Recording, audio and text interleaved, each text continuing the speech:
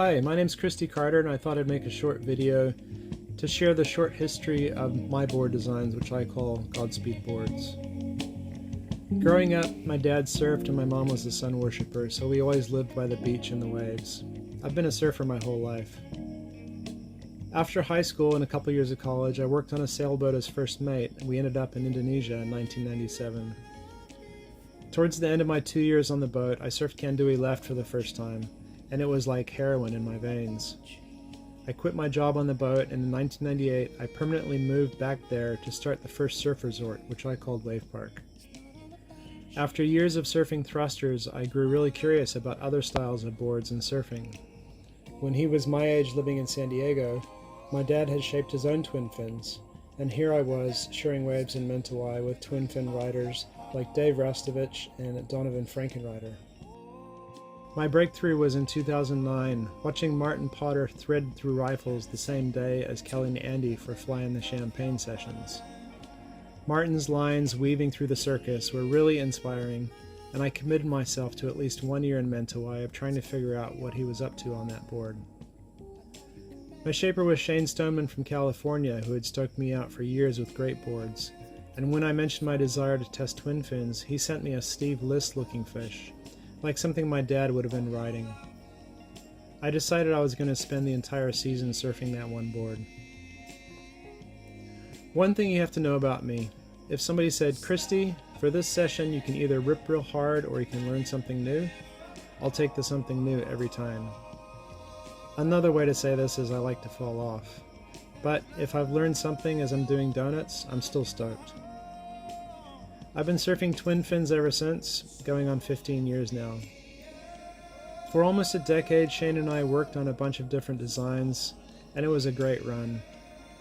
My frustration eventually became that ordering a new board for Mentawai usually meant a 6-month wait for it to arrive from California. I looked high and low for a shaper with a shaping machine in Indonesia that would allow me to put my designs through their machine. I found a great partner in Patrick Napoli from Italy. He has his own board label in Bali and a surf shop called Reds, and although he's highly focused on a good product coming out of his factory, he's not so precious about what goes into the machine. He's willing to make my boards for me and has been a great coach when I run into hurdles on the shaping program. My first design with Patrick was so radical, he had to use a 6/8 blank to cut a 5/7 surfboard. The 5/7 Oink Oink board was born with an idea that I wanted a shortboard that paddled like a much bigger board. I was curious why shortboards don't optimize for supporting your torso, which is the heaviest part of your body that you're pushing through the water when you're paddling. The Oink Oink was incredibly fast, but the biggest surprise was coming out of very deep barrels while maintaining stability. After 6 months of trialing, the only downside was that the nose was so wide it would catch sometimes mid-face, coming off a high line going fast. The solution was also my second shape, the Bobby Guling. The Bobby Guling was an Oink Oink for bigger and more critical waves. I tapered the nose in to get rid of that downside, and turned the tail into a rounded pin.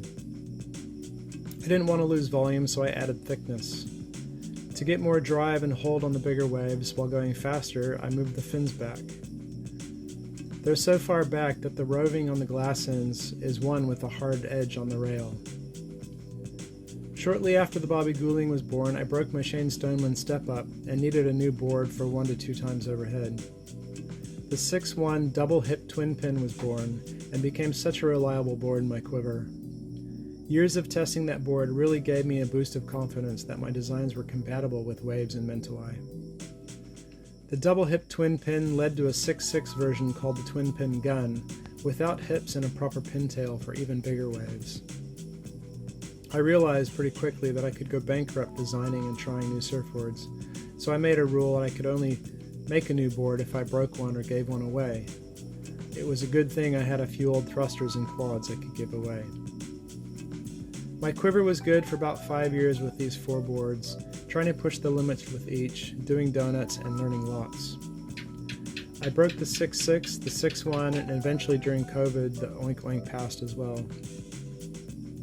After the resort was shut down by COVID, we moved back to New Zealand, and I started thinking about how different boards could be related, like humans are related by blood. Each of us is different, but we carry with us shared characteristics. So I embarked on a project to investigate how this might work and started with a new 5/8, which I called the fifth gear.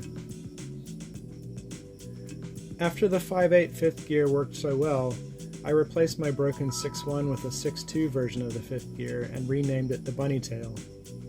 The Bunny Tail has become one of my best sellers. At the end of 2021, heading into reopening the resort after COVID, I had surgery for a hernia.